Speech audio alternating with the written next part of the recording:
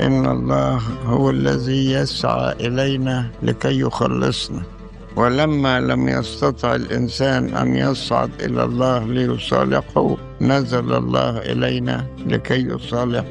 جاء لكي يخلصنا من خطايانا، جاء لكي يخلص زكا رئيس العشارين صاحب السمعة الردية، ويخلص السامرية اللي كان ليها 7 رجال تعيش معه، ويخلص المرأة الخاطئة أو المرأة المضبوطة في ذات الفعل. جه يخلص اللص اللي كان على يمينه، وجه يخلص المجدلية اللي كان عليها 7 شياطين. جه يخلص العشارين والخطاة، ويخلص الخروف الضال. جاء من أجل كل محتاج، جاء إلى المنكسرين القلوب، وإلى المسبيين، وإلى المطرودين. جاء من أجل الأمم والوثنيين، جاء من أجل العاقر التي لم تلد. جاء وظل واقفا على باب قلب كل أحد يقرأ لعله يفتح له. جاء من أجل الشجرة اللي قعدت 3 سنوات لا تعطي ثمرا. جاء من أجل الذين تأخروا ووصلوا في الساعة 11. جاء من أجل المريض الذي له 38 سنة لا يجد إنسانا يلقيه في البركة. جاء من أجل كل دول. لذلك علينا نحن أن باستمرار يكون لنا رجاء فيه